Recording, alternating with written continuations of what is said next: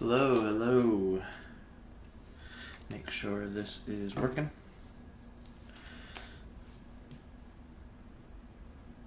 A little bit choppy. Let's see if that calms down at some point.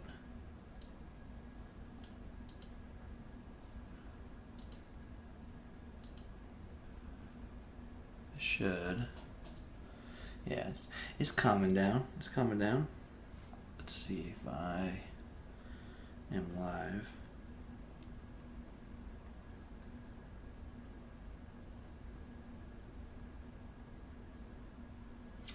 Am I live?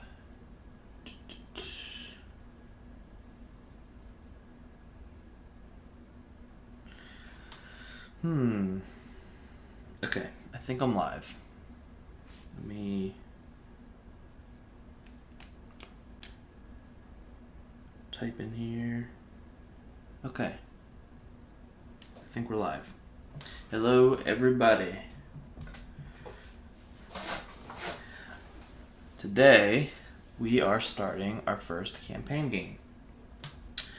So, if anybody watched the Marvel stream yesterday, I kind of voiced some of my ambitions for this channel. And so, really what I'd like to do is stream for 3 days each week. One day will be exclusively Marvel. One day will be a campaign that I'm going through, and I will play that campaign, weekly until I beat it, and then I will start a new campaign from a different game or whatever on that day. And then the third day each week, I just want to do one-off board games, just solo Euros or solo board games, period, that aren't Marvel and aren't campaigns. So that's what I'd like to do. I just got this Arena the Contest, and I think this would be a perfect first campaign to go through. It's pretty simple to play.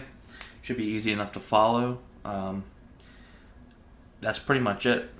We can get going here pretty soon. I do want to point out that this is not going to be spoiler free. There will be spoilers for this campaign. So if you plan on playing this and don't want to be spoiled, then goodbye. I'm sorry, but goodbye. So, alright, well, I think we'll get going. I'm going to start with there is a lot of story. This is a dungeon crawler, kind of D&D-esque type of campaign. I've not played through it myself. This is my first time. I have read the lore before this first scenario, and I've played this first scenario as a one-shot. But this is my first time going through this campaign.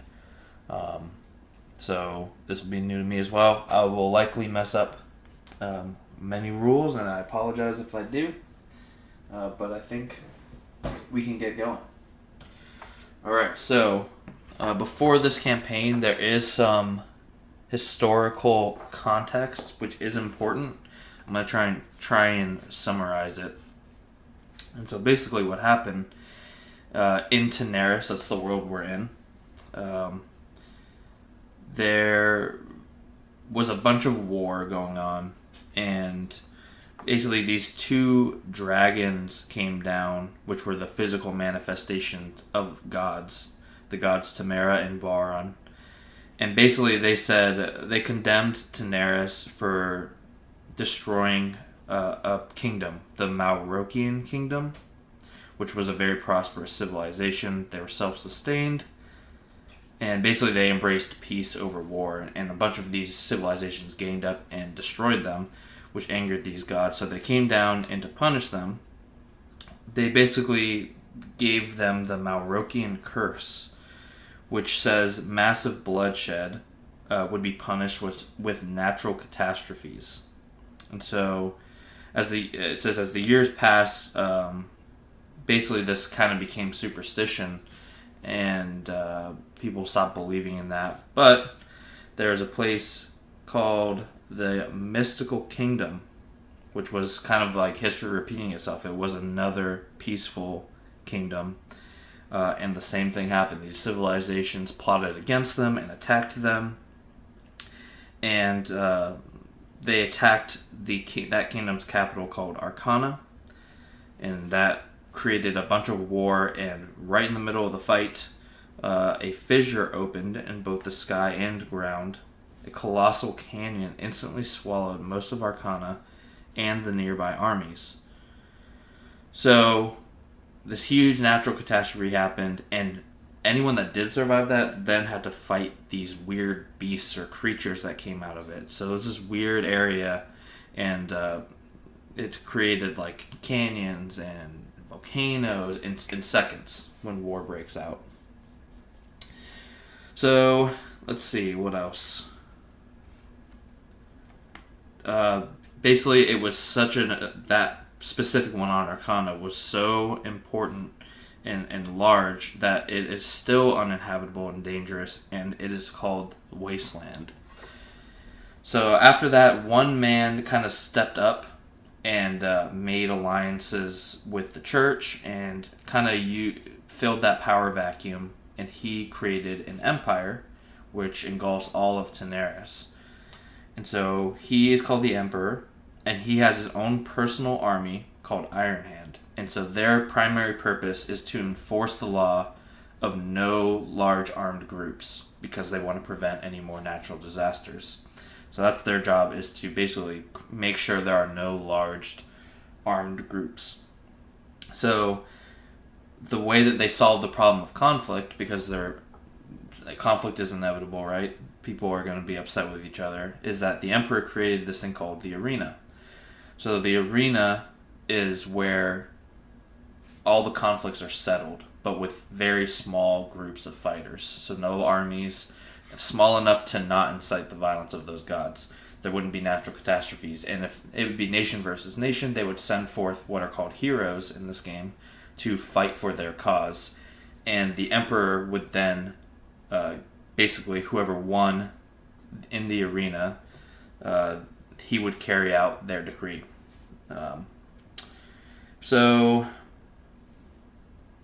where we start this campaign is that the Empire has recently hired a team with some of the best heroes in Daenerys for a top secret mission to investigate and fight a mysterious growing threat that could mean the end of the world. Okay, so there are 5 main facts that it wants us to know before we start this. 1. Most Daenarians believe in the Marroquin curse, through which gods Baran and Tamara will punish massive bloodshed, or war, with natural catastrophes. Okay, so that's fact 1. Fact 2.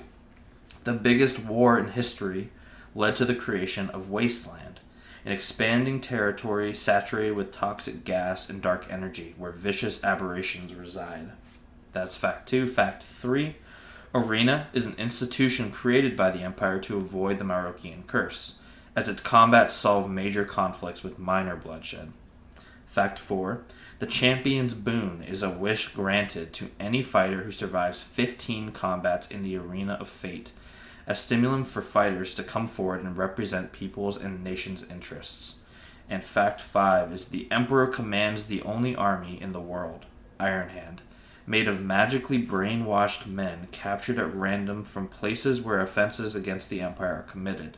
It's a crime to gather any other large armed group, as that could result in war. Okay, and that just tells us keep reading, start the campaign, and live the story of this team's journey. Alright, settle in, because there is a lot of reading before we get going here. Take a little sippy sip.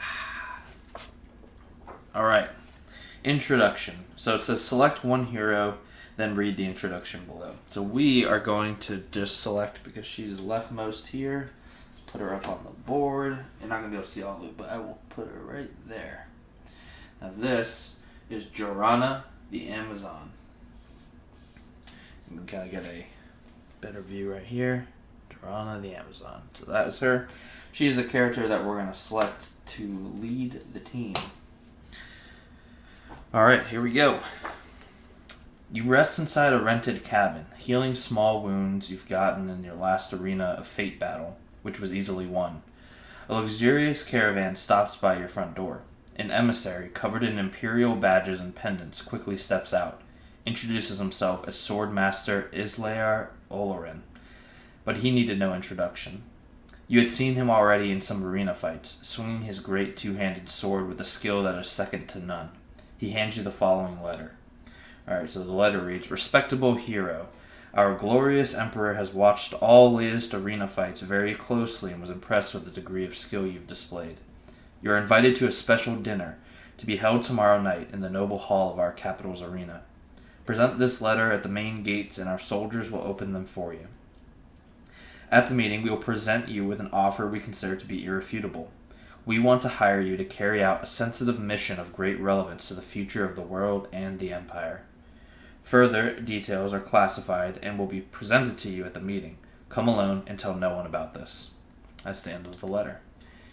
Alright, it says, A large banquet awaited you in the hall of the largest Arena of Fate's stateroom, where, after dining alone, the same emissary appeared and began his speech. The Empire wants to hire you for a mission. We can pay you a vast fortune, enough for you to never have to fight in arenas again, if you so wish. Seeing that you raise no objection, the emissary continues. What do you know about the wasteland? Around the world, rumors fly, but concrete information crawls.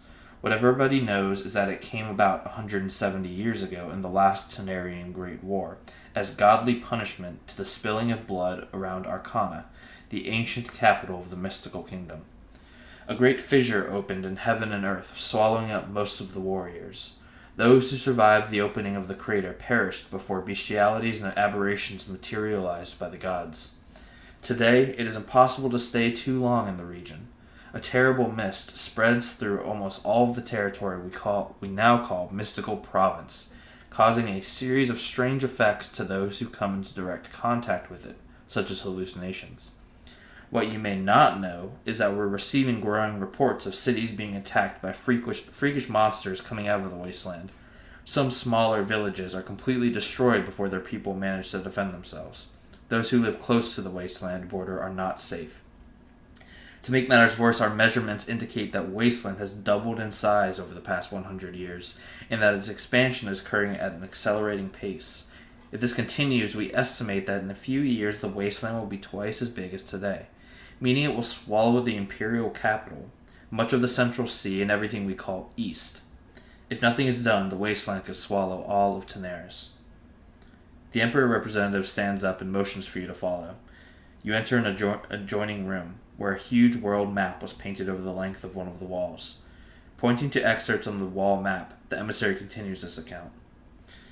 The Empire had been studying the north face of the wasteland border for a long time, trying to figure out ways to contain its expansion, but with no success. Recently, though, we had a breakthrough. An independent group of scholars, specialists on dragons, traveled to the south face of the wasteland border, and there they seem to have found an important lead to the solution of the problem. However, the content and relevance of this lead is unknown to us, for before they could share their findings, the scholars were captured by a group of orc barbarians from Efferhield Citadel, in alliance with members of the Shadow Wing, a terrorist group that wants the world to suffer, and ultimately end through the wasteland expansion. Your mission is to travel to Tevestan Province and sneak into Efferhield Citadel to rescue as many scholars as you can from prison. Then, using their shared knowledge, initiate an investigation aimed at solving the problem of the wasteland's expansion. Accomplishing this mission will draw the attention of the cult of the Shadow Wing, the Orcs' allies, whom we must assume have spies everywhere in the capital. If I were you, I'd only come back here after reaching a dead end, not to risk the Shadow Wing putting a tail on you. Also, try not to tell anyone about your ultimate goal, and never reveal that you are an Imperial contractor. Unfortunately, that's the same reason why the Empire cannot send the Iron Hand for this task. We need specialists, because we do not want to draw the Shadow Wing's attention. If they learn we stand behind an initiative to curb the expansion of Wasteland, they may try to sabotage the investigation. Furthermore, there is no guarantee that the Orcs would not kill the prisoners as soon as they realized we had sent our army after them. The best way to ensure the survival of the scholars is through infiltration, search, and rescue. Enter the Citadel without being seen, kill the guards you meet, and leave the city as silently as you entered. The emissary invites you to sit opposite him on a massive oak table. He removes from his desk a parchment and a gold plaque with inscriptions and the imperial symbol, which are given to you. This is an imperial free transit plaque, granted only to the most valuable citizens and merchants with a direct relationship with the Empire. Present it whenever you encounter problems, such as inspectors wanting to take a look at your cargo or collecting taxes, guards who do not want to open the city's gate late at night, or hotel owners who ask too many questions before giving you a room. This parchment contains a list of the most impressive heroes to have recently fought in this arena, including yourself. Researching their skills and history, we think they would be able to contribute to the success of the mission. See if you already know or have fought next to any of them and choose your team. Try to make it as diverse and complete as possible, so do not choose two heroes that perform the same combat role. Including yourself, your team must have a total of 4 members. Small enough not to call attention, but large enough to overcome the dangers and adversities of your mission. Okay, I know that's a lot. And guess what? There's more, baby. We'll get to that in a second, but for now it tells us to recruit 3 other heroes. So I have recruited 3 other heroes. We've got Qatar, the Barbarian, and he's a brute. I guess I should have said so. Jorana, who I guess is the leader, she is a tank. That's her role, and she's got the gray board. She's the gray character here. Qatar is a brute. He is the red character here. We've got Niari, who is our shooter. It's our ranged hero. She's the blue figurine in the bottom left corner here. And we have Thalia, who is our healer in the green figurine right here. So we have recruited our group. Basically, the restrictions that they're telling us is that there are multiple brutes and there are multiple shooters, but we cannot have 2 of the same. So that's why we have to have 1 of each class. And there are other classes I'm not using as well. There's specialists, or I'm unsure. There's like arcane people and whatever. I just went with the standard. Seems like standard D&D. We got a fighter, a tank, a ranged person, and a healer. It seemed pretty good. So that's what I'm going for. And that tells us to read the Lava Citadel Prelude. All right, here we go. It says comply. This is not quite as long, but then we're there. Then we're good. All right, complying with your first Imperial orders, you head to Ventana Village, many miles north of Efferhild Citadel. So this is where we basically have to go to the Citadel to rescue these prisoners who have knowledge on maybe how we can stop Wasteland from growing. Alright, the village is partially destroyed. It had been attacked by beasts emerging from the Wasteland. You can see its toxic mist on the horizon to the north. To help with the reconstruction efforts, the Empire built an improvised Iron Hand post, where your party meets with Dawnbreaker, an Imperial Army major, for a secret meeting. Just a heads up, I may have to pause for some borking. So if I do, I will switch to that. I'll switch it over. I'll try and be quick.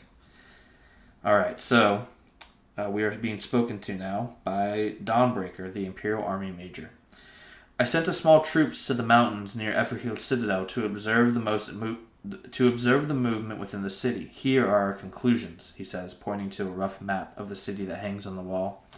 Efferhild is an ancient city that belonged to the mystical kingdom. Barbarian orcs, you can never trust them, conquered it after the kingdom's extinction, despite being protected by a surrounding river of lava, extracted from the depths of Teneris by long-lost magic. The orcs have apparently learned how to deal with the city's protective spells. The area where they keep the scholars has many perpetually burning pools, and is under the influence of a magical device that periodically strikes every unauthorized intruder. We have found a way to safely enter the city. You will have to tiptoe your way through an extended portion of the Citadel, but we trust your ability to be stealthy. Infiltrate the city in the gloomy dawn, in the dead of night, to delay the reaction time of the city's inhabitants. All orcs who live there are excellent fighters. If you take too long and become surrounded, it will be impossible to escape with life. Confrontation with guards is almost inevitable, as orcs continuously patrol the area. You must kill the sentinels you encounter, as they may alert others to your presence. Escaping the city's perimeter as soon as possible is of utmost importance, as the prisoners are poorly fed and won't be able to run too much. You also can't trust them to be silent or follow orders. Okay. After rescuing the prisoners, there's a way to get you under the cloak of the night really fast, but you won't like it. The orcs used one of the Citadel's outer walls as the back of their leader's quarters when they built his rooms, located dangerously close to the prisoners. You must activate 2 levers to unlock the door. Then kill Cordal, the legendary orc leader. That shall delay the orcs' pursuit initiatives and give you enough time to dig a hole on the outer wall from within Cordal's quarters without alarming anyone. If you are successful, the orcs will only find out that something is wrong well after the sun rises. Sleep well. Eat. Tomorrow will be a moonless night, the perfect opportunity to execute the mission. Good luck. The following night you enter the city through a sewer tunnel, but you find a locked gate at its end. It seems like a lever opens the grate. Right next to it, human skulls line up under the city's name, Efferhild. In alcoves, or Efferhild, I guess I've been saying it wrong, Efferhild, we'll call it that one. In alcoves dug on the sewer's stone wall. You see 6 skulls on the ground. It seems like they fell from their alcoves because there are empty spaces below some of the letters. Okay. Whew, we did it, guys. And that's my stream. Thanks for tuning in. No, I'm just kidding. So, we have this thing called the campaign deck, which is the cards are numbered 1 through, I think it's 60 or something like that. So we're going to be going through this in order. It also is going to, this picture here shows our mission, which is the Lava Citadel. Now, it tells us to draw campaign card number 2 and puts card 1 back on the deck. So, we will draw campaign card 2, and I will put it up here. All right. Now, I have done this, but just this one. Beyond this scenario, I haven't looked at anything. So, there are puzzles in this game. And this is card 2, Efferhild, and it's showing what it just described, which was basically we entered the city through a sewer, but we find a locked grate. But it seems like there's a lever that opens it, which is right. I have this cool little pointer I got. So that's our lever, right there. And there's these alcoves with skulls in them below each letter. So below the first E, there are 3 skulls. Below the first F, but the F, there are 3 skulls. Then 0, then 2, then 0, then 2, then 0, then 0. Okay. Computer is struggling. Let's see. That's okay. We're still going. So, this puzzle says before activating the lever, you may put, and it did tell us there are 6 skulls on the ground. I think they errated it. It's supposed to be 9. There are 9 skulls on the ground. It says before activating the lever, you may put fallen skulls on some alcoves. Write down how many skulls you will put below each of the following letters and flip this card. So this is a puzzle. I did figure it out. On each of these letters up top, there are these little, you can kind of see them, they're like pointed javelins. And that corresponds to how many skulls are down below it. So this E has 3 javelins, 3 skulls. The F has 3 javelins, 3 skulls. Now the next E, it's saying how many do we want to put there. There are 3 javelins on that one, so we're going to put 3. The R is already filled in. It wants to know how many we put on H. There are 4. So 3, 4. On L, there's 2. So 2. So 3, 4 is 7 plus 2 is 9. So those are the 9 skulls. And D has 0. So now what you do is when you think you've got this puzzle figured out on the back side, it tells us we're going to scan this QR code. Let me see if I can scan it with my phone quickly.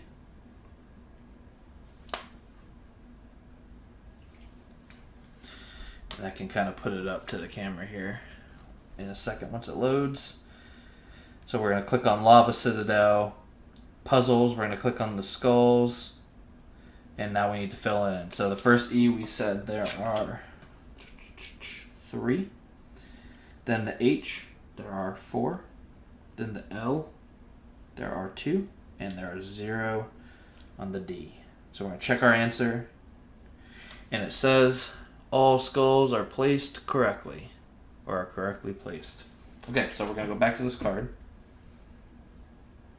And it says, if all skulls are placed correctly, you exit the sewer, read outside this text box. Everything else happens as planned by Dawnbreaker the Major. Actually, I'm going to pull it and read it so I can actually read it. Everything else happens as planned by Dawnbreaker the Major.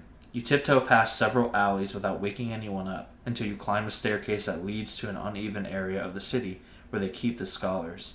Suddenly you hear a grunt. An orc has spotted you and alerts 2 nearby colleagues. Gruptin arm falak. Falak! Alright, so he's gonna falak us. It says, go to the quest guide, page 4, Lava Citadel mission starts now! Okay, so, let's put that to the side. So, now, we can kind of put our campaign guide to the side.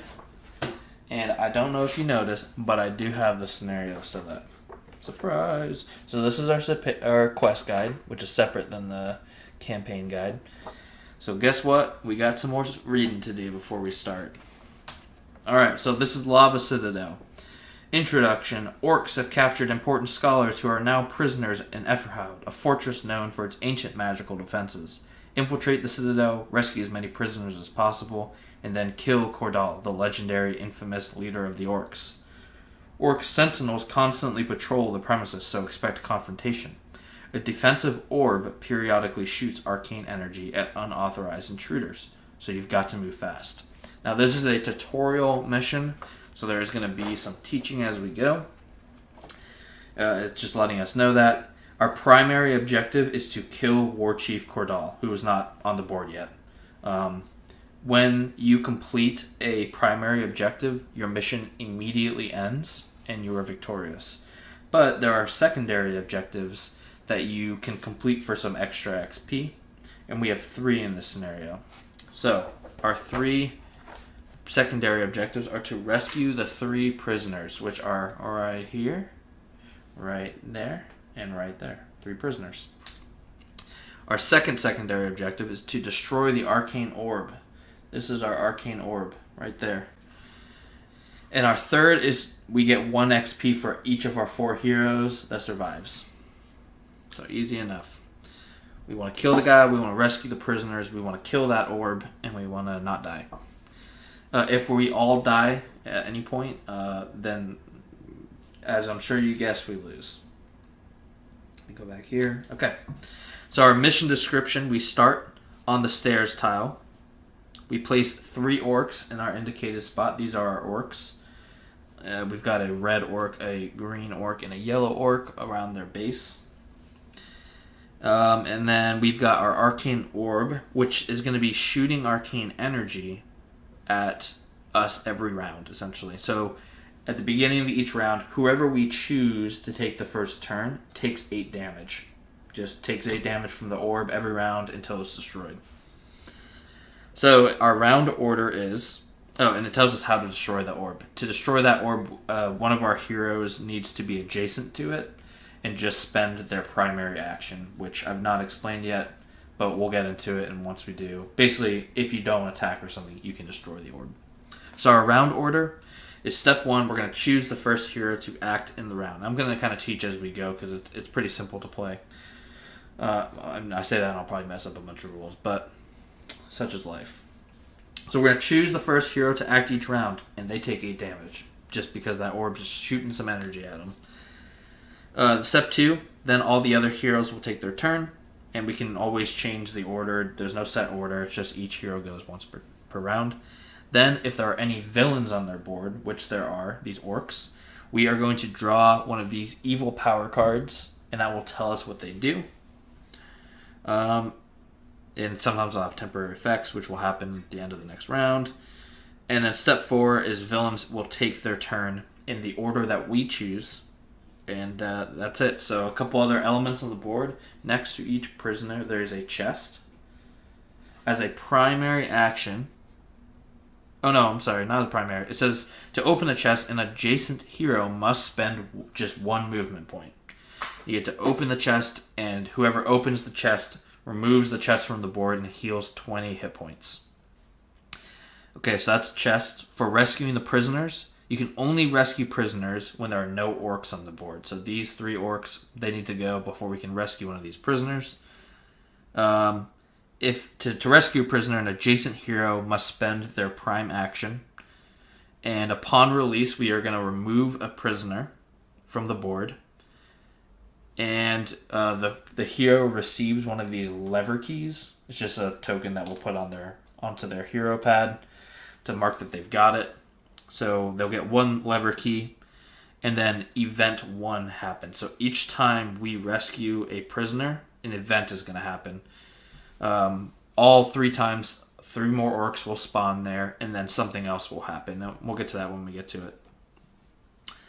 And then basically what we're doing is Cordal is behind these walls. Here's some locked doors, and he's hanging out in here. So we need to get in there and kill him.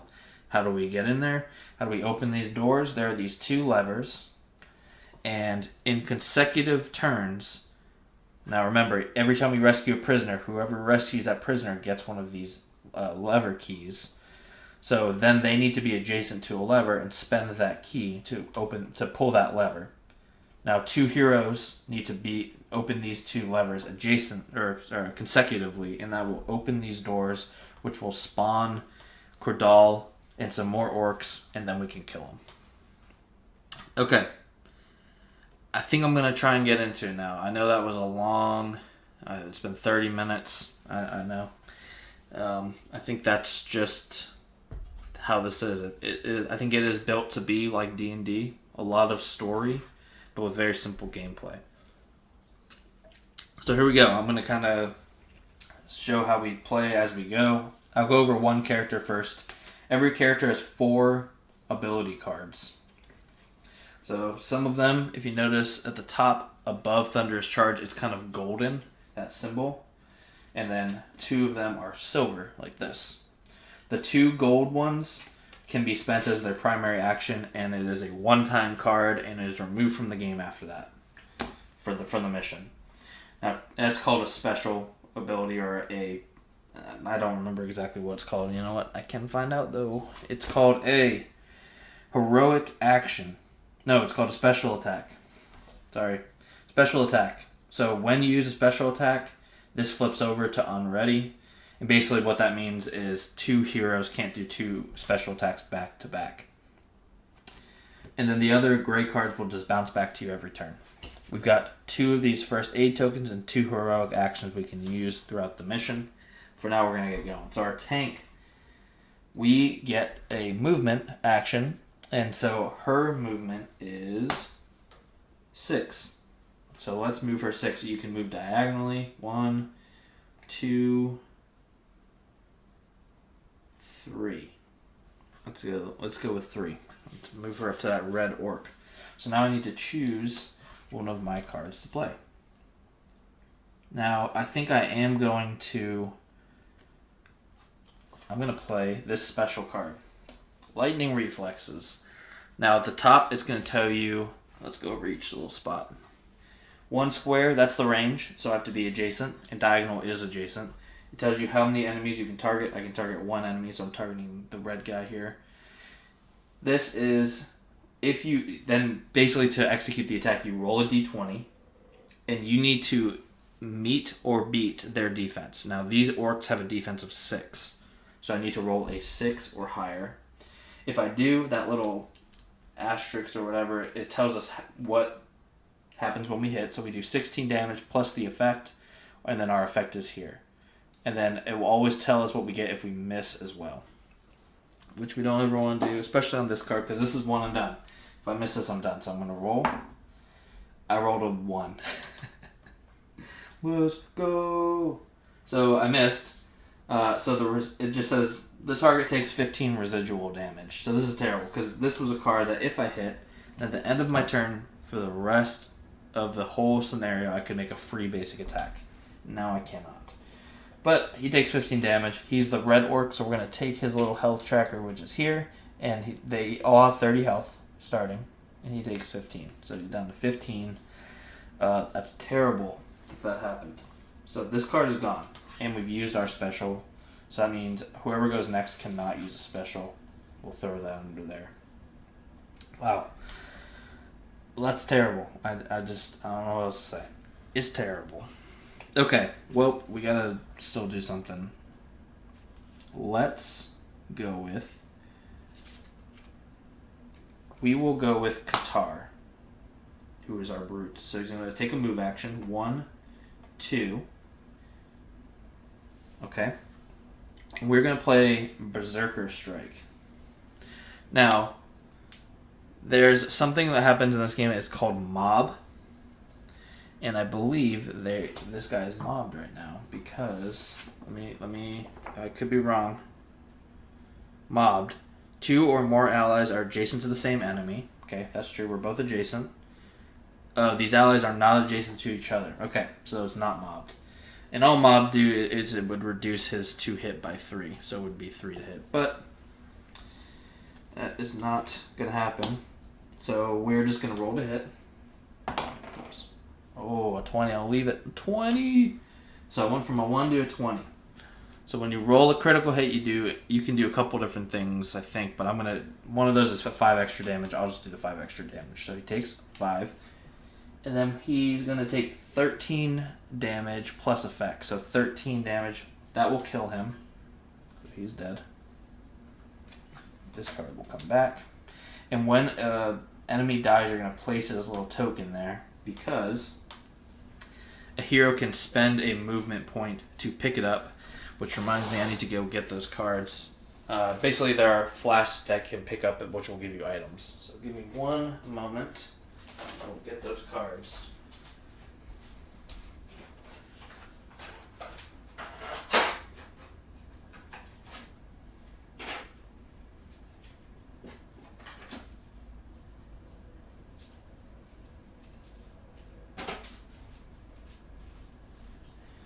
All right.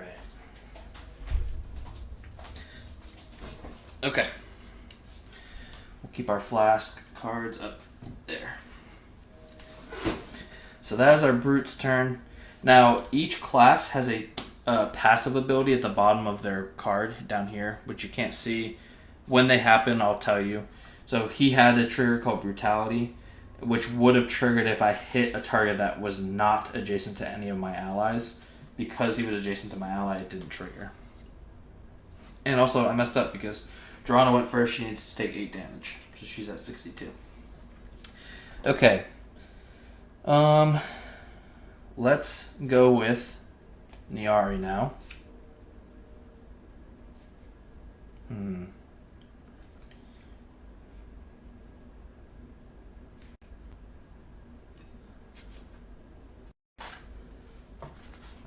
Okay, we will do an explosive arrow. So right now, range has a range of 8 squares. Nothing really blocks line of sight except for some of these walls. So right now, she has a direct line of sight. And I'm going to hit this green orc. Let me pull this off. And I'm going to shoot with her and hit this green orc here. He's within 8. We're going to use an explosive arrow. So here we go. Rolled a 4. Wow. Okay, so I missed. Oh, actually, benefit. Gain a +2 bonus to your roll and ignore all helpful conditions on the target. Well, there you go. 4 + 2 is 6. That is enough to hit, luckily. So that does do a trigger. She has accuracy. Trigger, hit a target. Wait, 1, 2, 3, 4, 5. Yep. Hit a target from at least 5 squares away on your first hit. I did. The effect is that enemy takes 4 damage. So he's going to take 4 down to 26 from that. Then from the card, he takes another 12. 1, 2, down to 14. And then plus the effect. The effect is I may move the target 1 square. So let's move him into this lava, which he will take 4 more damage from that. So he's down to 10, and she is done. So very quick turns once we get into it. I am looking at these some of these cards for the first time, so it might take me a little bit longer. And I think with Talia... Oh, do I want to move with Niari?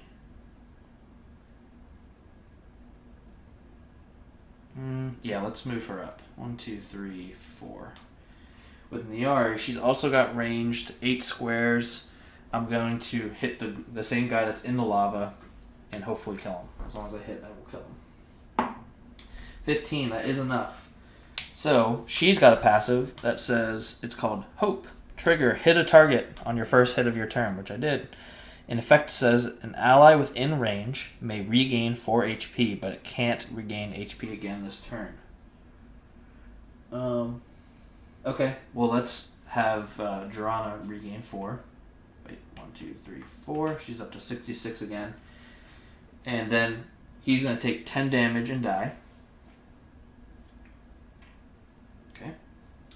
And then plus effect. An ally within range is immune to damage from the next primary attack that hits it.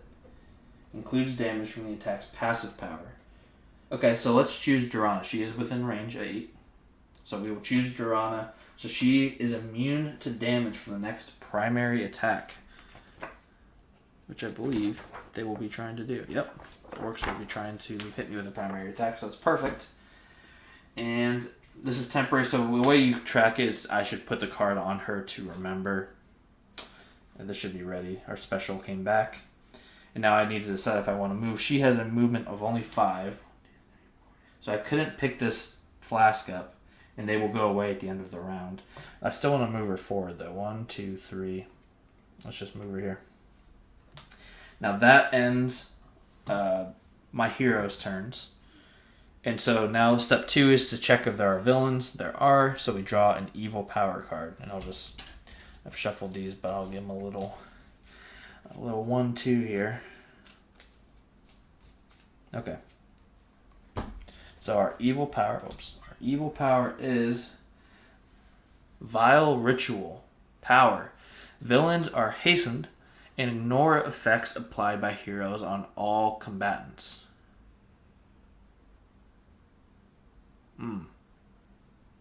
So what hastened means is they do not incite reaction attacks. So reaction attack is if he were next to me and tried to move away, I'd get a free hit on him. And that works for us too. If we're next to an enemy and try and move away, they will get a free hit on us. So he doesn't invoke reaction attacks, and he ignores effects applied by heroes. So that includes this Shield of Flowers that was applied to Durana, which would have, saved her from any damage, but now it's ignored.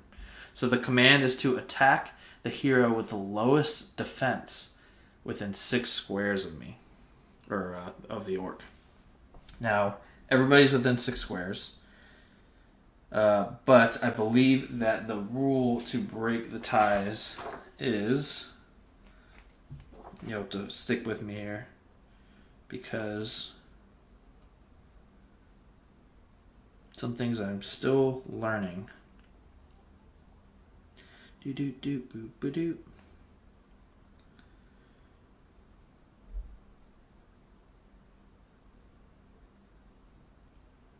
I don't know, actually. Because that's talking about their basic strategy. Now, the person with the lowest defense is Dahlia has 7. Niari has 6. Qatar has 6. I'll give this back to her. And Durana has 8. So, I guess because she's got 6, let's go 1, 2. And he can now attack her. And all the orcs have a movement of 6, by the way.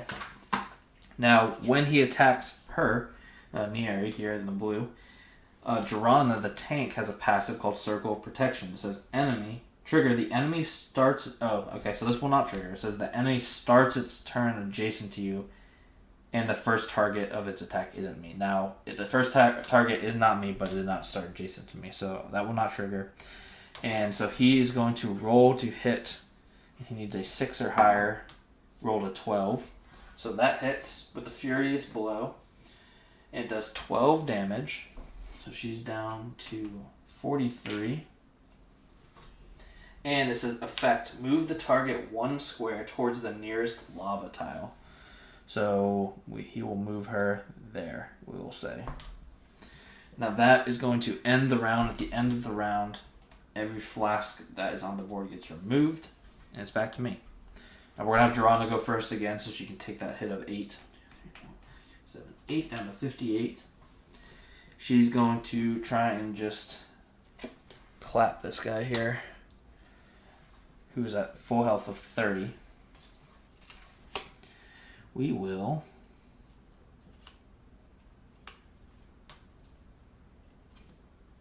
so she doesn't have very many good big attacks, but we're just going to do a Whirling Strike. Up to 2 squares away, we can hit. If we hit, we will be doing 8 damage. So let's roll to hit. We need a 6 or higher. I rolled a 2. So I missed, so he just takes 5. So anytime you miss with a normal attack, they take 5. Anytime you miss with one of those special attacks that are one shots, they take 15. But a good note is that with that, it's called residual damage. They cannot be killed with it. So even if they're at 1 hit point and I miss and I got 5 damage, they would not die from it. Okay, I'm not going to move with her. Let's go with the Berserker now. We will move him here. And we'll do a Berserker Strike. Let's go ahead. Let's go ahead and roll into the thing. Oh my gosh, I'm struggling. It's a 2. For the love of God, he will take 5 damage. You know this is going to happen, right? It's going to happen because I'm playing it on the stream. Rolling 2s and 1s. I got to roll 6. I'm going to roll 2s and 1s. Okay, well maybe, can we do... Okay, yeah, let's do an explosive arrow. Alright, so same thing, I need a 6. I rolled a 2. What? What's happening? 5 damage? This is insane. Alright, and then we'll do... I can't move with her, otherwise she'll take an attack. Man, that's insane. Okay, well I can't kill him no matter what, so let's do the Nymph's Kiss. Oh, let's do the Nymph's Kiss. Oh, no. Let's do the Shield of Flowers again. My goodness. My goodness. Okay, now it's a 20. What is going on? This is the craziest thing. Alright, so actually I do kill him because I do 10 damage. And because I hit a 20, I did to do 5 extra damage. So he actually dies. Oh, that's insane. Okay, well, I do trigger her passive ability, Hope, because I hit a target. An ally within range can heal 4. Let's heal Jirana 4. Wow. Wild. Okay.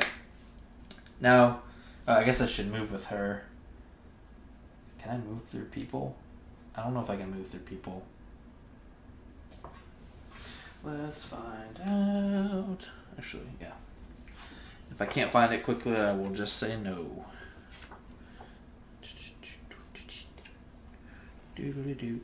Movement, page 11.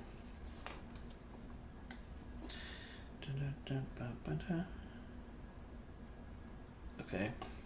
Which tells me to go to page 12. Move action. Move. Okay.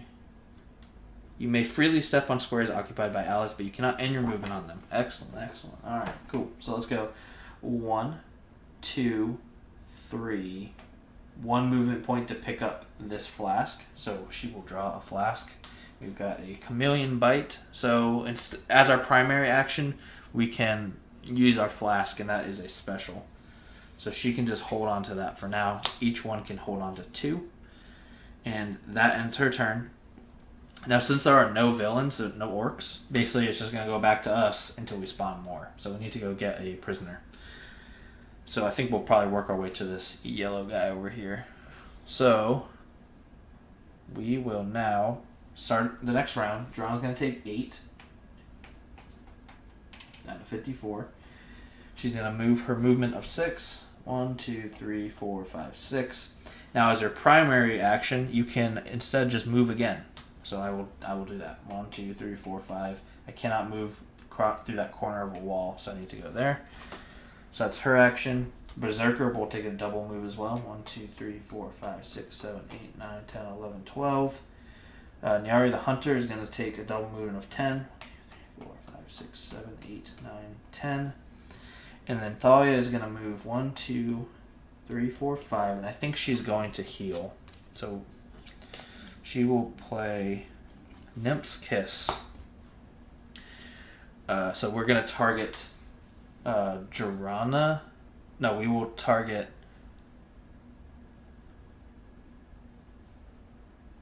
You or one ally within range regains 7 HP.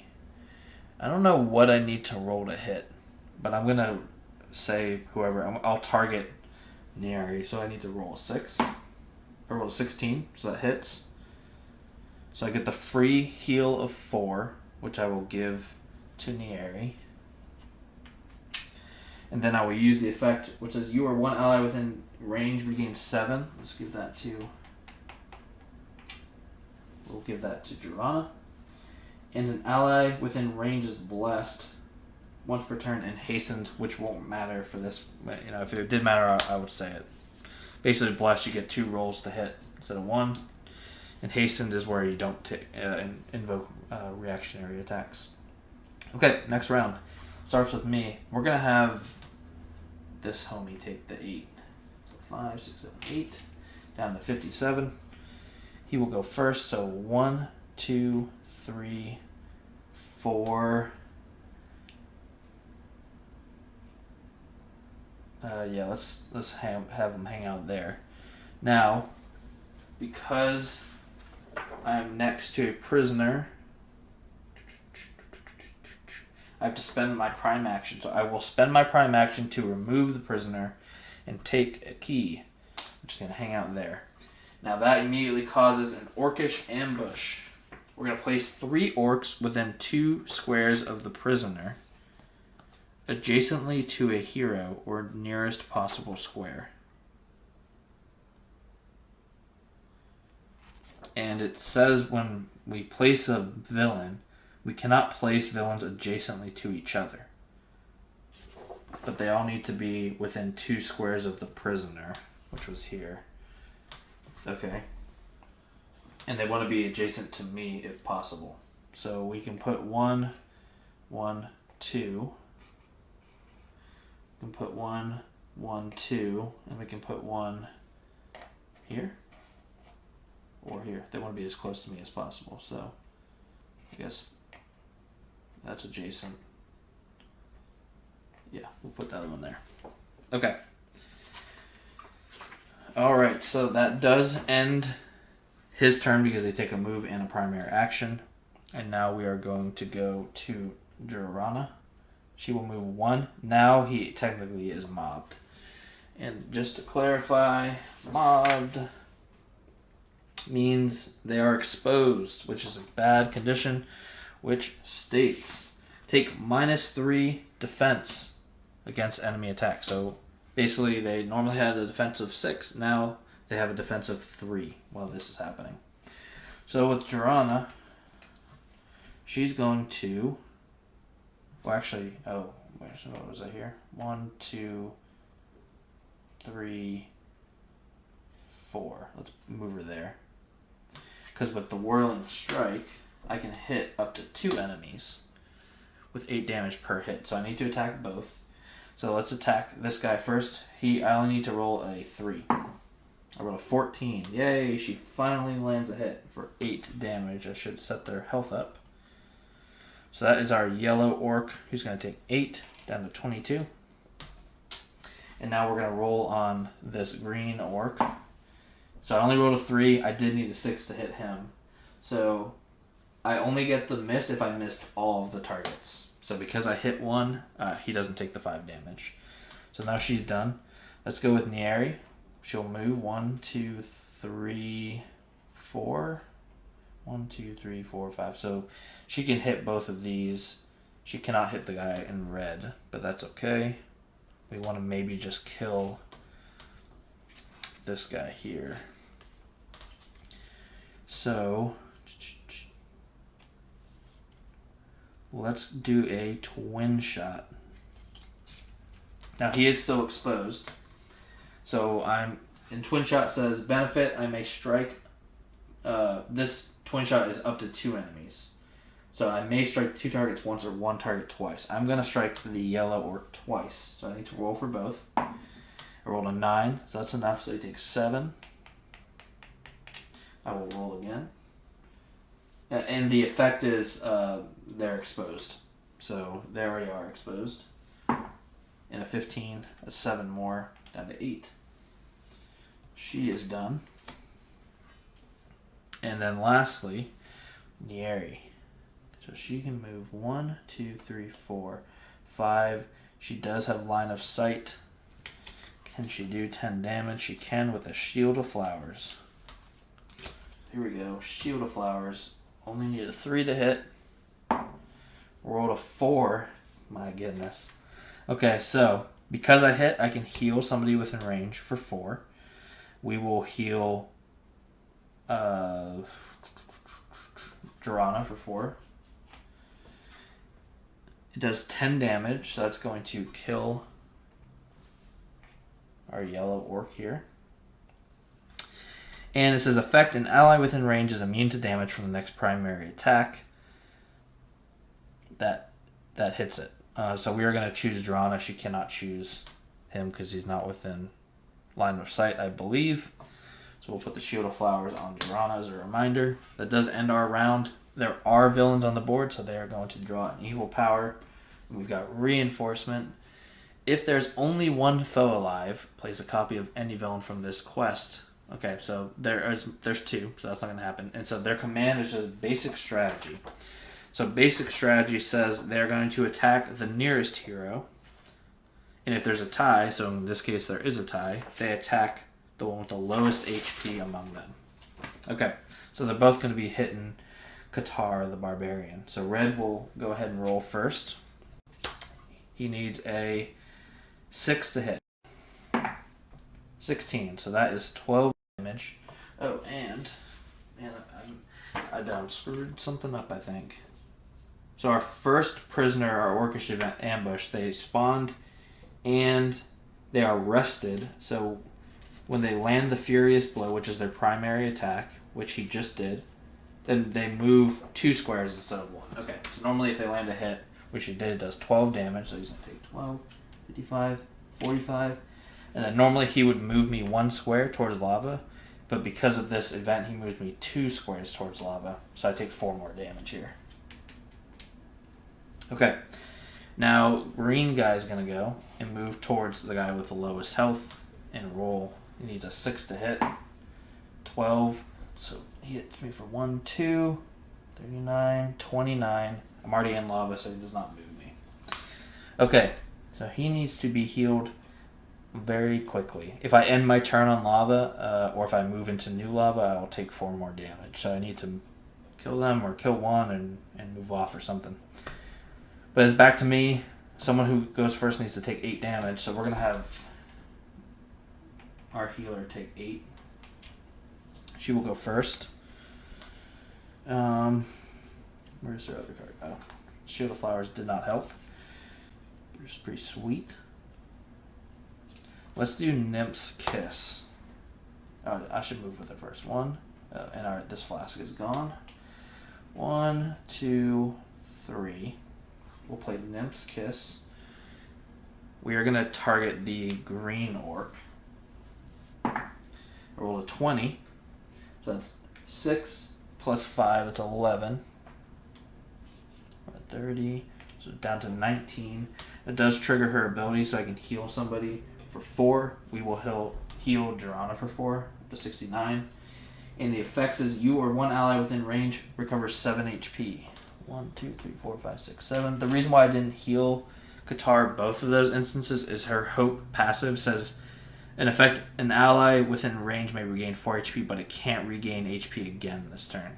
So I couldn't do the 4 and the 7, so I decided to give him the 7, someone else 4. And an ally within range is blessed and hastened. So we're going to give that to Qatar as well.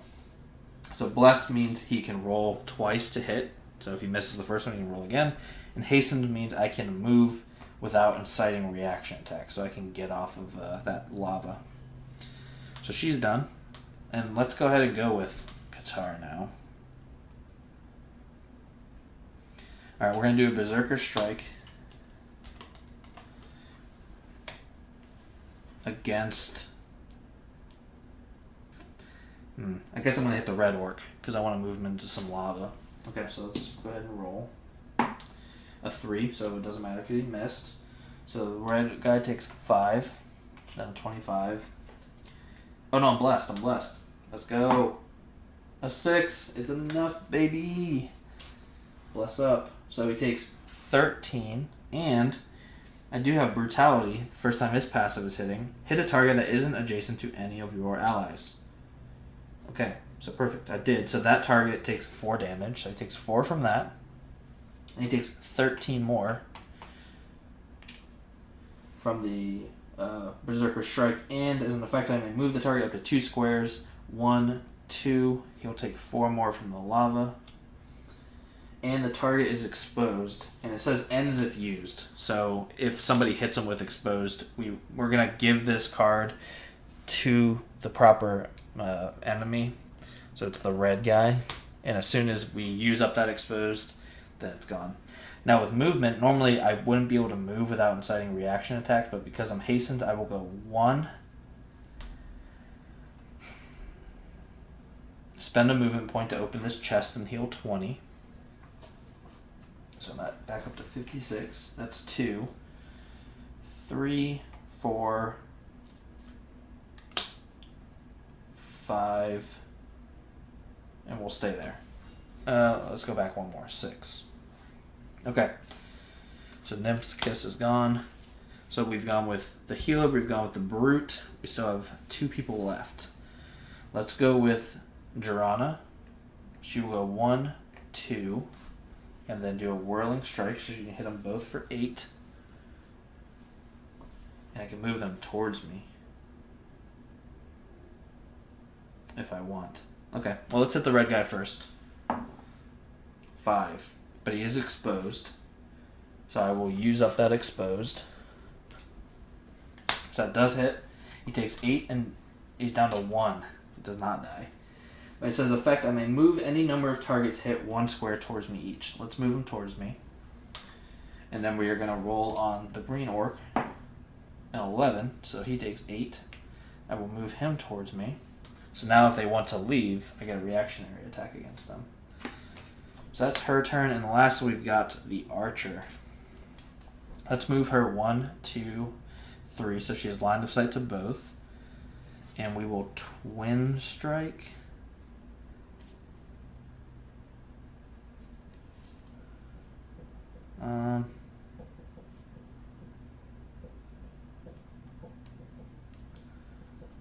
Yes. Or well, we can kill. I was trying to see if I could kill both. I don't think I can. I could definitely kill one. Let's do the twin shot so I get 2 chances to kill Red Boy here. So I can strike 2 targets. But now I gotta decide before I roll. I can take 2 hits if I miss. Let's hit green guy first. 8. That is enough to do 7. Down to 4. And I'm not 5 away. Darn it. I should have thought about that. If I would have gone. 1, 2, 3. Yeah, I couldn't have got it. That's okay. And the last target hit is exposed. Okay. That's not gonna matter because she's last to go. So we're hit red guy now. 5. I missed. He does take 5 residual damage, but again, it cannot kill him. So I fudged it. I done fudged it. Get a sip of drink real quick. Alright, villains are gonna go. We've got a bloody chase. Villains are hastened. And the command is attack the hero with lowest defense within 6 squares of you. Okay. So lowest defense is going to be Nieri or Thalia. So they're both right here. And okay. So Jirana's passive will trigger here. It says if the enemy starts its turn adjacent to me, and the first target of its attack is not me. So yeah, he's going to move over here and go to hit. I guess he'll move here so red can get in there. He's going to hit. We'll have him hit Nieri, I guess. So because of that, he takes a -2 penalty to its first roll. And he takes 4 damage. 1, 2. Oh, but it can't lower his HP below 1. Darn it. I was like, oh, snap. I'm going to kill them both. Okay, so he's rolling against her. She has a defense of 5. He gets a -2 to his roll. So it still hits. So that's 12 damage. 45, 35. And he's going to move her into the fire for 4 more. Yikes. And then this dude will move 1, 2, 3, 4. Also hit her. And it gets a -2 to his roll. 7. So he still hits a 5. 1, 2, down to 19. Okay. Bad news bears here. So we're going to have Drana go first. Take that 8. Down to 61. She'll kill him. Let's have her move here so she can hit both with the Whirling Strike. They have 1 HP each. We'll hit green guy first. Who is now dead. Okay. And then we will hit red guy, who is now dead. Okay, now, even though I didn't use all my movement, I'm not allowed to pick up the rest of my movement now, unfortunately. But we are going to go with Talia now. Yeah, let's go with Talia to try and do a decent heal. I might use one of her special abilities.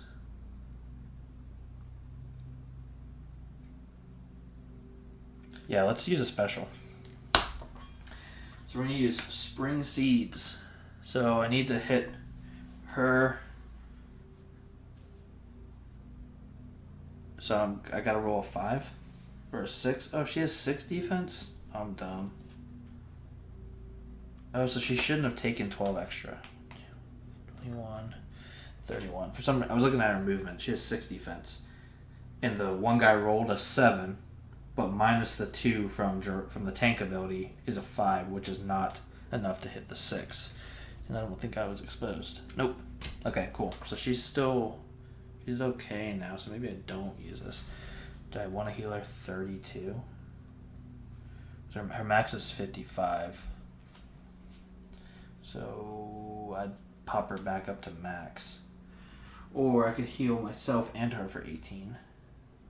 But the healer's only got max of 60. If I put 18, 39, 49. Yeah, let's do that. Let's try and hit her. So I need to roll a 6. I rolled a 1.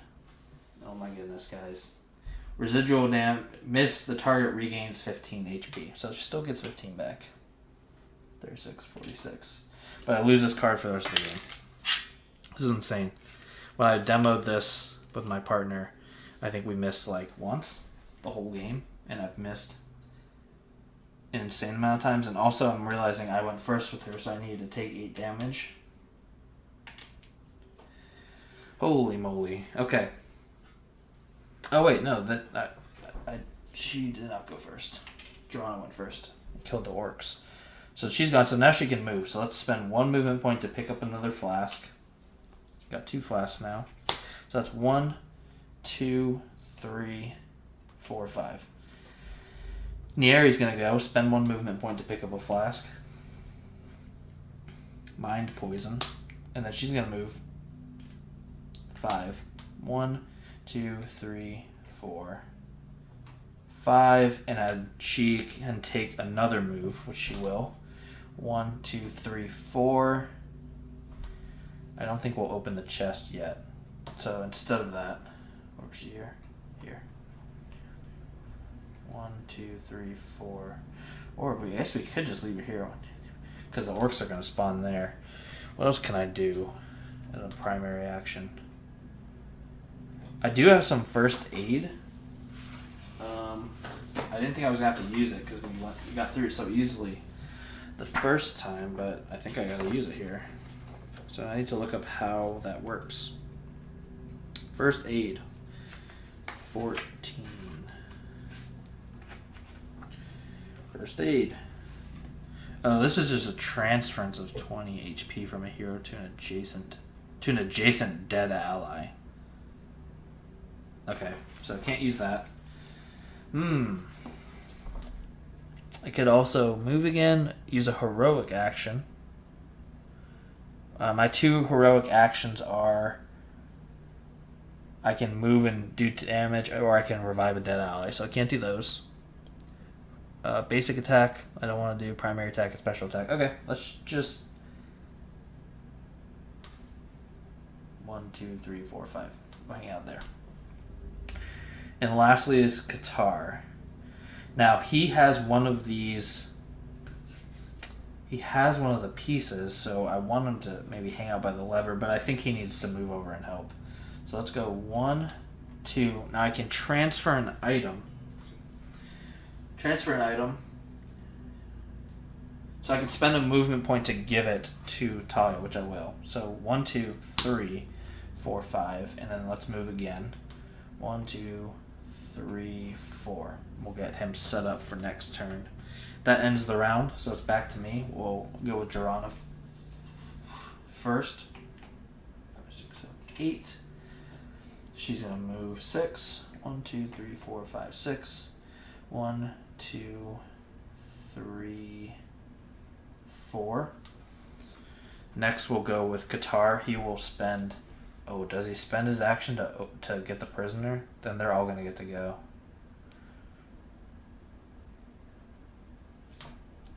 What are his special abilities? No permanents, right? Nope.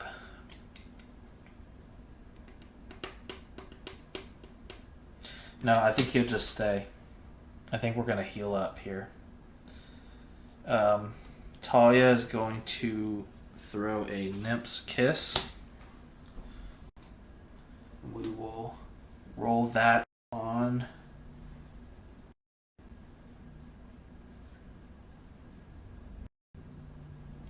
Can I do that? I think I'd have to damage my ally, I'm realizing. Because it says 6 damage plus Vex. I don't want to damage my ally. Okay, well, I guess maybe let's not do that. Revive. Do I have just a heal? No. Okay, maybe I do pop people with Qatar. Yeah, let's pull a prisoner. Sure. So, he gets the piece, and we now have our Orcish ambush. So 3 more orcs are spawning at 30 health each. They want to be 2 away, but closest to heroes as they can. They don't want to be adjacent. I guess we could strategically put them.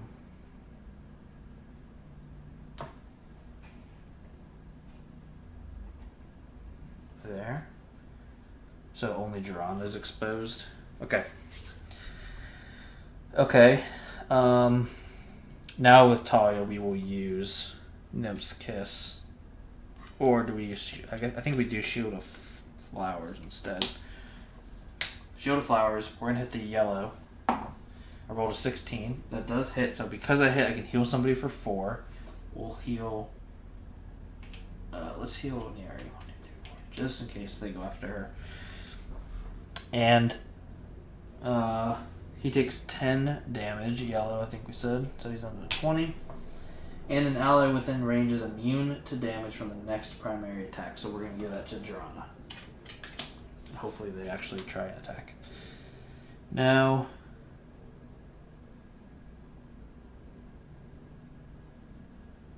Ooh.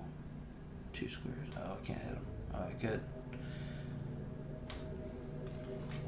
With Nieri, who's last to go,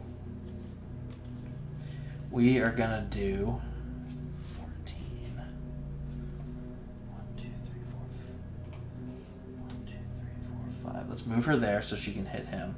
14, 18. I can only do 18. Or I could do 12 plus 4 is 16 and move him 1, but that's also not enough. Bummer.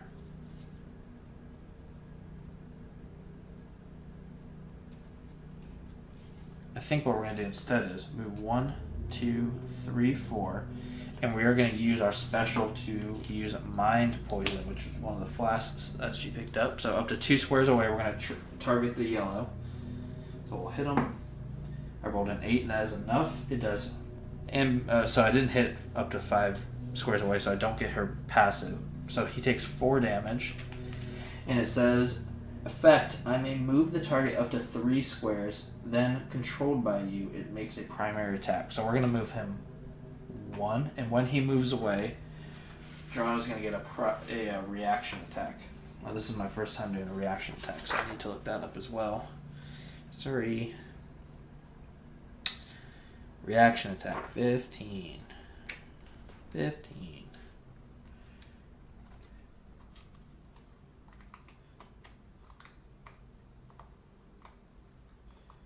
So, if you are adjacent to an enemy, conditions for you to make a reaction attack.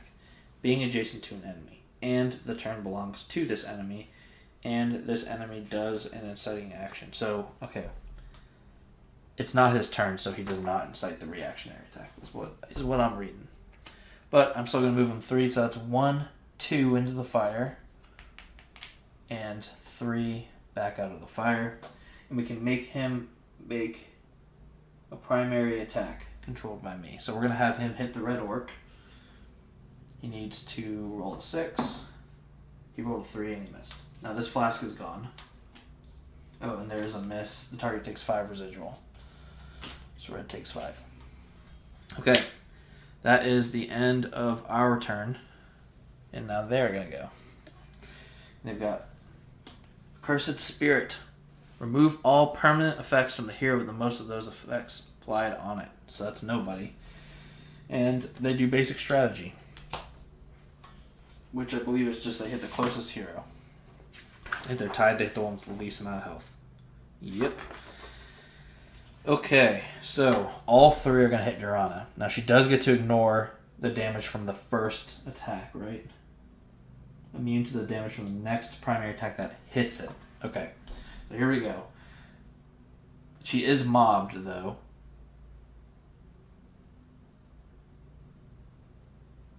Is she mobbed? Mobbed. 2 or more allies are adjacent to the same enemy. So that's correct. 2 or more allies. These allies are not adjacent to each other, which they're not. This enemy is not adjacent to 1 or more of its own allies. So... Oh, so I'm not adjacent to my allies. Yeah, so I am. I'm mobbed. So I get -3 to my defense, which is normally 8. So they can hit me on a 5 now. We'll go with green first. Needs a 5 to hit. 13. So he hits me for 12, but he ignores me. And also, now realizing... Okay, good. I guess I did mess up. Okay, well, whoops. So the second prisoner, I keep forgetting they get a special effect when they ambush me. So this time, heroes cannot attack orcs from 3 or more squares away. I think I did with her. I guess I could just move her to there. It wouldn't have changed anything to make it right. Okay, so he missed me with the hit, and because he misses me, I take 5 damage with Jorana. And Shield of Flowers is gone. Red guy's gonna hit me. For 1, he misses, so I take 5 damage. And yellow is going to move up and hit me. He does hit me, so I take 12, 41 down to 31, and he moves me 1 towards the nearest lava, which would be there. Okay, now it is back to me. First person's got to take 8 damage. We'll have Cortar take it. Or actually, yeah.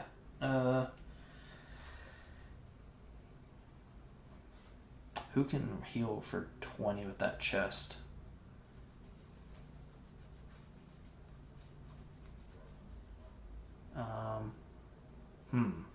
Let's have Nyari take it. 1, so she's at 50, down to 42. So she's going first. We are going to do a twin shot. And we're going to have her hit, I think, green and yellow. Or just yellow? No, yeah, green, red, and yellow. Red and yellow.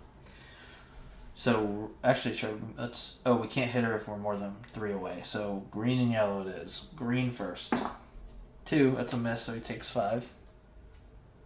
That misses. And yellow. 12, that is a hit, so he takes 7. And the last target hit is exposed. So yellow is exposed. She's done. Sandy. Hey. No. It's okay, Bobo. Okay, let's now go with Talia. And we are going to do Nymph's Kiss on yellow. She is 3 away. So let's go ahead and hit him. It's a 12. That is going to be enough to hit. So because I hit him, I can heal an ally for 4. We will heal Jorana to 35. She does 6 damage, so he dies. Oh, I know. The lawn people are so scary. And we get the effect: an ally within range is blessed and hastened. We are going to give that to Jorana. She needs to move over and open that chest for 20 hit points. So we've gone with Talia. We've gone with Nieri. Let's go with let's go ahead and go with Jorana. So movement. I will pick up that flask for 1 movement. Got a potion of haste. So that's 1, 2, 3. 4 for the chest. It's 20 hit points. She's up to 55. And so 1, 2, 3, 4. I have 2 more movement if I want. Yeah. Move back there. And now she will do a whirling strike. Yeah, whirling strike. So we are going to hit red first. That is a hit, which does 8 damage. So 5, 6, 7, 8. And I can move him 1 towards me. He's not next to me, so that's fine. And then we will hit green. 4, that's a miss. And also, this exposed is gone. So that's a miss, so green just takes 5. Down to 20. Oh no, but she's blessed. Bless up. 4 into a 4, so blessed didn't help me. Okay. And last to go is Qatar. Now I'd like to be able to kill one. I don't think I can. Because I could do 14. That's not enough. Move the target up to 2 squares. That's not enough.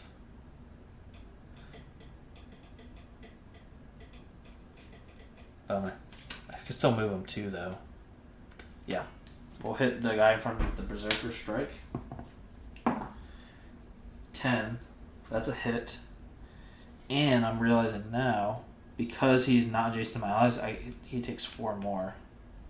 Which still wouldn't have been enough. Then he takes 13. Down to 3. And I can move him up to 2 squares. Let's move him 1, 2. And force him to attack me. Because I don't want him to hit my 2 weaker people. Alright. That is it. So, they're going to go. Dreadful Fate. Heroes can't regain HP. That sucks. So for a round, we can't regain HP, and I'm going to do basic strategy. Okay, so red guy is going to hit Jorana. And she has a defense of 8. It's a 1, it's a miss, so she just takes 5. And this guy's going to hit Qatar. 14, that is a hit. So it's 12, 44, and he moves me 1 towards lava. Now it's back to me, and I cannot regain HP this turn. So I need to decide now if I want to try and get that 3rd prisoner for the XP. I think I should, because if I can't regain HP, I don't think I want to open these doors this turn. Yeah. Okay, let's go with Jorana first. He's at 17. How do I kill him right now? I don't have anything that can hit for that much. Okay, let's go for we'll have oh, I gotta take 8 damage. Alright, let's have my healer go first. She'll take 8. And she needs to be within 3. 1, 2. We'll have her kill the green guy with the Nymph's Kiss. Or, yeah. No. Shield of Flowers. Okay. Maybe we do hit the red guy by going here. Yeah, because that's 10 damage. 17, that is enough. 10, he is down to 7. And an ally within range is immune to damage from the next primary attack. We'll give it to Drana just in case. I think she'll be okay. We'll have Drana go now and hit for 8. Ooh. Ooh. Son of a bit. Ah, I miss. Dang it. So he takes 5. Down to 2. Rough. Okay, let's have Nieri go. 2. She'll twin shot to kill them both. Let's go with green first. 12, that is enough. And now red. 6, barely enough. And last to go is Qatar. We're just going to go 1, 2 for the flask. Oil of Impact. Oh, do we go... What happens when we spawn the last group? Place 1 additional orc? No. So 2, 3, 4, 5. And as his primary, move again. 1, 2, 3, 4, 5. Okay, that ends the round. No villains, so it's back to us. I got to heal. So who can take the most? I guess Drana. Down to 42. She'll go first. She doesn't have a key, so she can just kind of get set up. Oops. In front of the doors. 1, 2, 3, 4. Or do we have... No. Put her back up to 50. We'll have... Because Talia has a key. We'll have her go first. So 4, 8. 1, 2, 3. And I can spend a movement point? No, prime action. Okay, so she uses her prime action on that. Next we'll have Qatar go. 1, 2, 3, 4. Prime action, which opens these doors. The doors are open. And we've got event 2. Cordal Assault. Place 3 orcs and Cordal in the squares the map indicates. Okay. So, we've got an orc here, an orc here, an orc here, and the gray orc is Cordal. Now, Cordal has 70 hit points. Now, remember, if we kill Cordal, we win. Doesn't matter about the rest of them. But also, we would like to kill that orb, not only for extra XP, but so it stops hitting us for 8 damage. So, I think all we have left is the hunters, the hunter and Jorana. This is gone. So, it's time to start looking at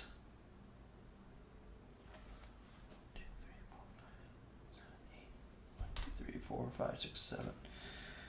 Ooh. Yeah, I think oh no, but I need to use a special with Jorana. Okay, let's just do an explosive arrow on to the green orc. 17. Oh, I guess 1, 2, 3. Yeah, it doesn't matter. I'm not 5 away. So, 12 damage. So 10, 12. And I may move him 1 square. Let's move him there into the lava for 4 more. Down to 14. And I'm going to move back, I think. Oh, but she went first, didn't she? No, they went first. 1, 2, 3. Yeah, let's move her back. Okay, and lastly is Jorana, who is going to use a heroic action. She's going to use heroic ambush, I think. Spend a prime action, ignoring vision and range. No roll is required. Move to a square adjacent to an enemy. Then this enemy takes 20 damage. So we're just going to boop. Teleporter there. He's going to take 20 damage. He's down to 50. This is gone. It's a once per game. And then I'm going to... Oh, but if I move, I take a hit.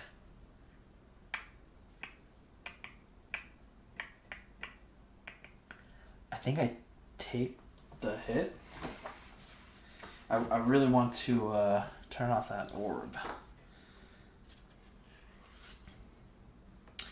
I'd like to check that reaction tech because what do they get to do? Deals damage equal to its basic attack stat plus effect. So his basic attack is 8. So I take 8 damage and I lose 1 movement point. I think I'll do it. 1, 2, 3, 4, 5. And I take 8. I hope that was not a bad move. We'll find out. Okay, we are done. So, here we go. Villain turn. Unholy Ground. Villains are blessed. That's terrible. Basic strategy. Okay, so, let's see. 1, 2, 3, 4, 5, 6, 7. 1, 2, 3, 4, 5, 6, 7. 1, 2, 3, 4, 5, 6, 7. 1, 2, 3, 4, 5, 6. Okay. So she's the closest. So he's gonna go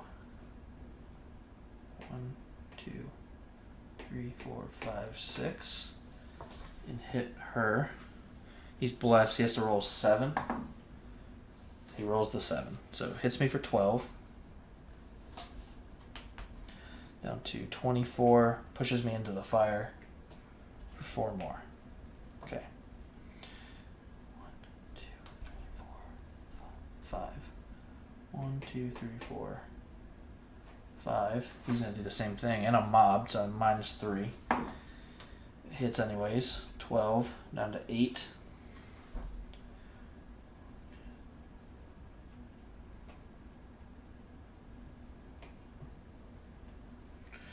He's going to hit me for... He's going to try and hit me. He does hit me for 12. 40, 30. Pushes me into the fire. We'll move myself there for 4 more.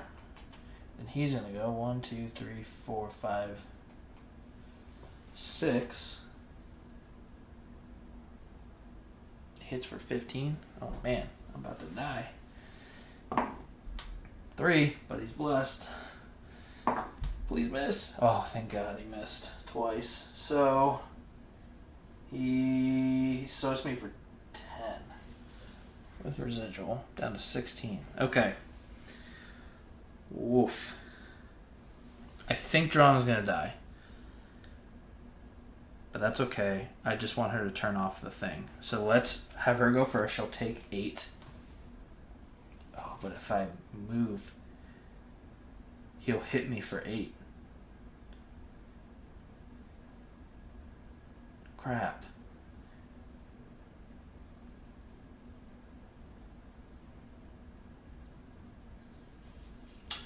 That's not good.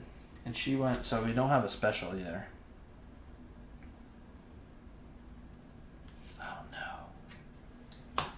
What do I do? Who do I move? Well, let's have Neri go first. So she'll take 8, 4 out of 36. 1, 2, 3, 4, 5.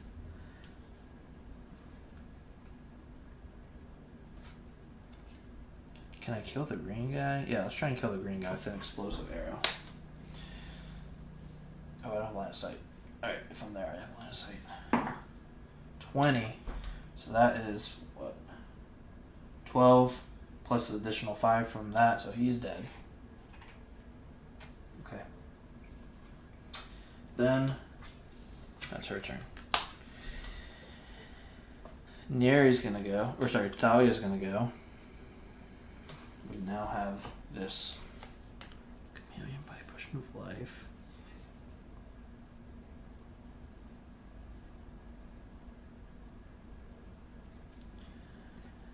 Oof, what do I do?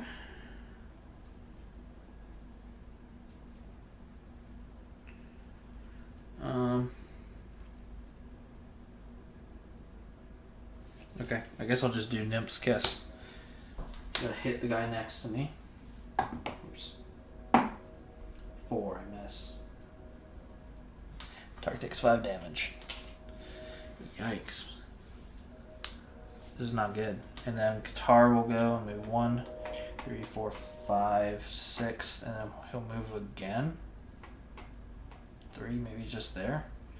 Because if that guy, he has a special ability called Cleave. When he kills a hero, he can move up to 4 and attack another. So let's go 3, 4, 6. Or no. 3, 4, 5, 6. Let's go. Let's just stay there. Okay. And now I do have, what's her name? Geronimo.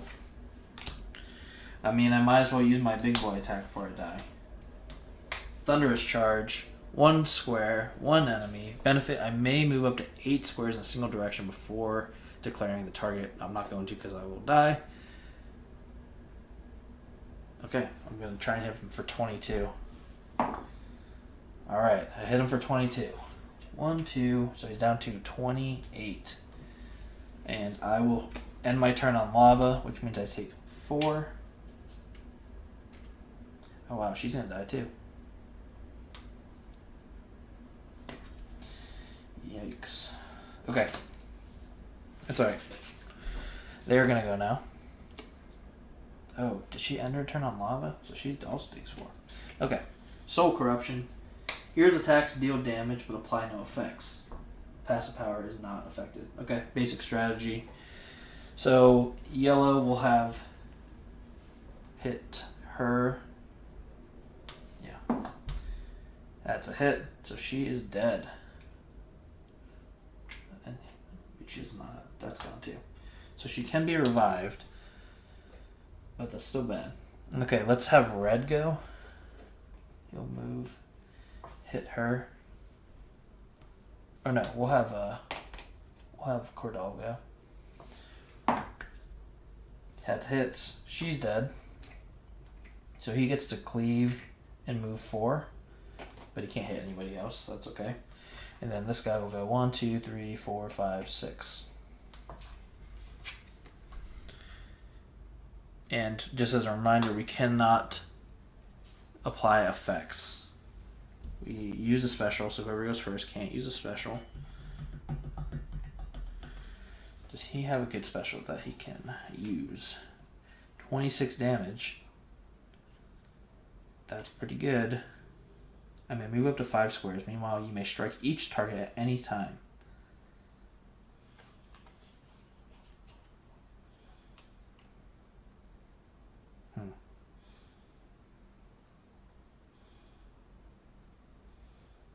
Okay, let's just try and finish him off here. Yeah. We'll go with Nieri first. She will move 1. 1, 2, 3, 4, 5. Okay, now I gotta remember I don't get the effect. So I just want the 1.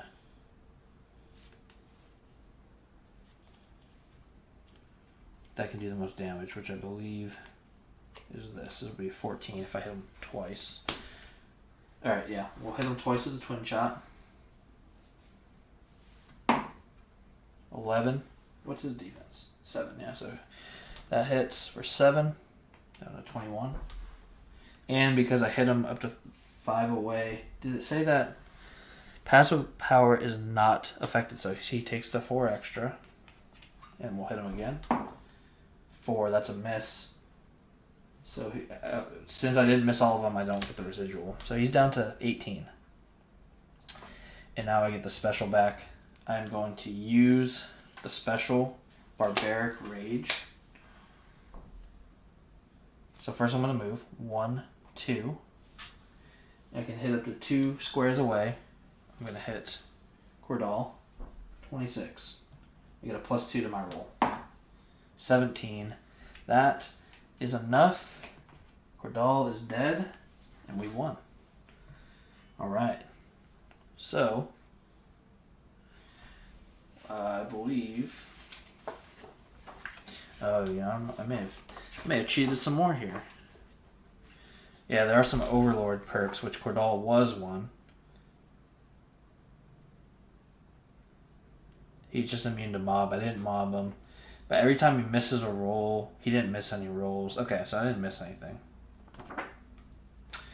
Okay, so let's go back to the conclusion now. If I can find the... Oh yeah, campaign done. Okay. Alright, Lava Citadel. Conclusion. Now this is all new to me, so let's take Barbaric Rage off there. After beating Lava Citadel mission, draw card 1. Proceed only after the game tells you to remove card 3 from the game. Okay, card 1 was this card. I'm going to read it and then I'll put it down. It says Mother, or Martha. I think it's supposed to be Mother. Mother! You silently flee through a hole made on Efferhild's outer wall. You think you might be safe, but then a childish voice yells, Mother! Uruk Tonk? You turn to find 4 female orcs bathing their toddlers on a nearby pond. They look distressed. One of them comes forward, kneels, and says with a rough voice, Please, spare we. We keep silence. Hard life here. Cordal dead? Thank you. Please. It sounds like Charlie from It's Always Sunny. Please, spare us. We keep silence. Hard life here. Cordal dead? Thank you. Please. Alright, so our options are A. You can't risk the guards being alerted. You kill all adult orcs in sight. Or B. Give them the benefit of the doubt. You spare the orcs and run away. You know, I always play the good guys. I'm going bad. We're gonna kill the orcs, I guess. Yeah, let's kill the orcs. So we're gonna choose one, then draw card 3. So let's put this here. Draw card 3. Okay. Card 3. Between an orc and a hard place. It says if you chose option A, killing the orcs, I did. Add the achievement, you killed Snork's mother, to the campaign log. Then remove this card from the game and go to page 11 of the page 11 tome. Okay. Alright, so I guess I need to record that. Hope that was not a mistake. I'm going permanent marker. I ain't never scared. Killed Snork the Orc. Classic. Killed Snork's mom. Alright. I mean, he did kill 2 of my people. So I don't even get to look at this card. And I just go to page 11. Okay. Page 11. The first scholar you rescued, Zalir Draconis, had a silver sphere with him. He asked you to protect it at all costs. Since the object is icy cold and lightweight, you gladly accepted the job, as you had miles of blazing Sevestan desert to cross.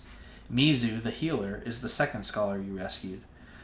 The third prisoner scholar is called Cecil. You have successfully returned to Ventana village, where you rest and heal your wounds. It says you may spend your XP now. Then it is time to gain the scholar's information. Okay, so I don't know how to spend XP, but I know we've got a total of 8 for killing the warlord. We did not destroy the orb, and we have 2 surviving heroes. So we have a total of 10 XP. But how do I spend it?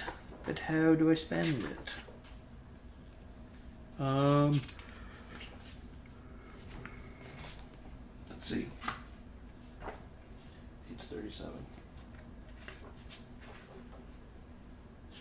Structure. Quest rewards.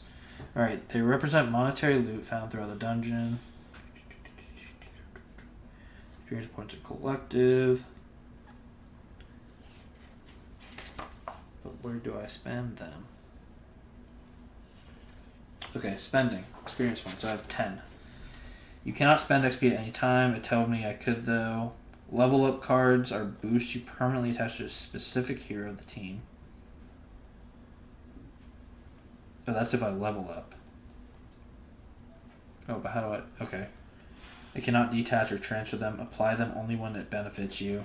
You can attach a maximum of 3 equal level up cards and up to 6 total level up cards per hero. Okay. Your team cannot own more than 5 copies of the same type. There are several types of level up cards. Attaching more than one of the same type cost increases. So the first one I attach costs 4. If I add another one of the same type, it costs 8, then 12. Okay. I can also choose a primary attack card permanent for 3 XP each. Choose one primary attack card from any other hero that shares a combat role with the card recipient. This card remains with the same hero until the campaign ends. Okay. That's pretty cool. Special attack card. That's the ones that you get rid of. Cost 2 XP each. I can choose same exact thing, but you permanently lose the card after making its attack, or at the end of the following quest. Okay. Improved first aid. No, I don't want that. Scrolls are consumable, 1 XP each. We can own any number. Permanently lose a scroll. Okay. Artifacts are permanent. Cost level 1 is 4 XP, level 2 is 8 XP. Cannot purchase or sell level 3 artifacts. Before the quest begins, choose among your purchased artifacts which will be equipped. Total level cannot exceed 6. Wow, okay, that's a lot more than I thought it was going to be. I think I will level up after I get the rewards. Yeah, let's just read the rest. I'm going to do the leveling up off camera. Okay. So, now it's time to gather their information. If Mizu is alive, how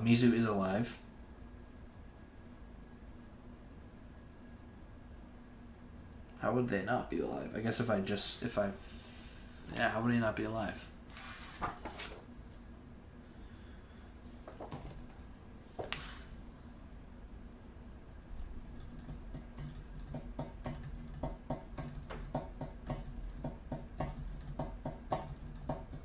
What am I missing here? Does it tell me which one is which?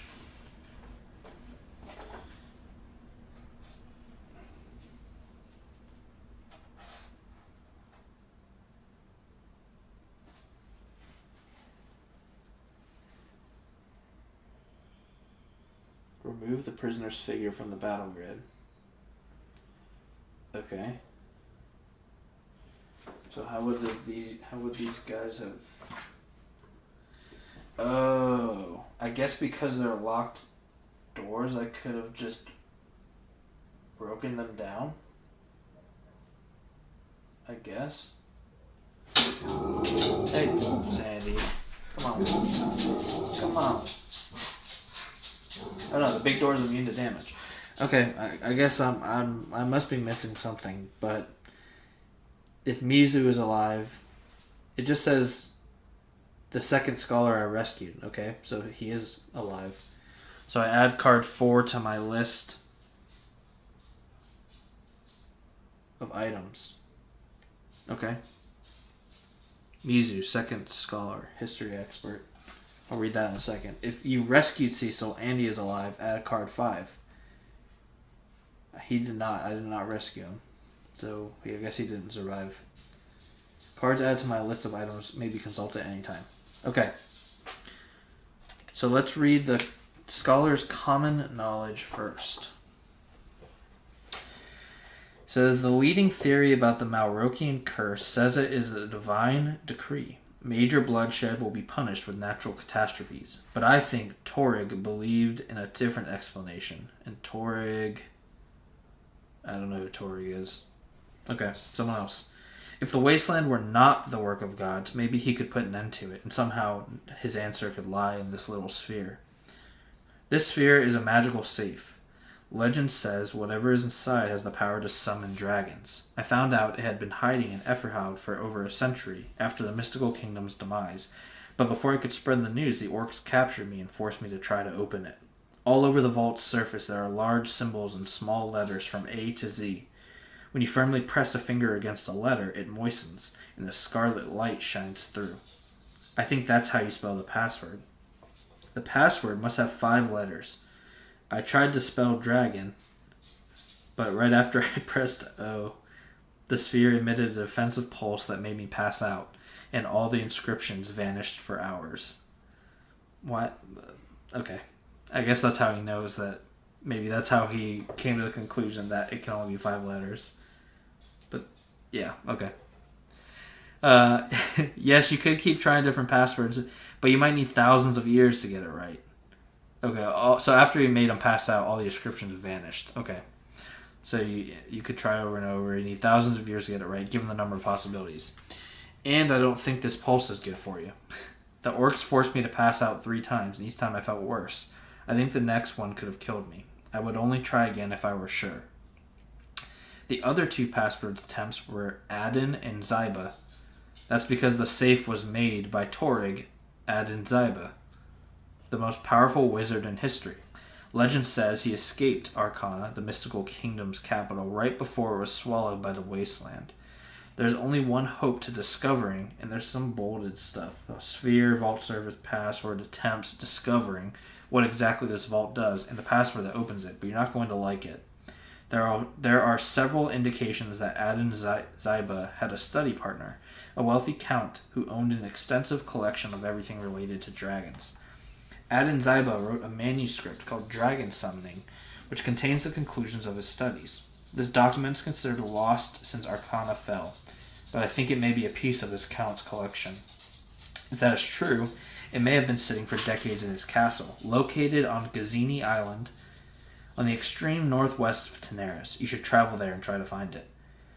The good news is the document could still be there because frightening rumors about the island keep people away since the Count died. The bad news is the few brave ones who had the guts to take a boat there never came back. That is not all. You must hurry. The cult of the Shadow Wing and the orcs are allies. From my cell, I overheard a visiting cultist saying that their project was close to a breakthrough. In a matter of days, they would unleash the beast and rule what is going to be a whole new world.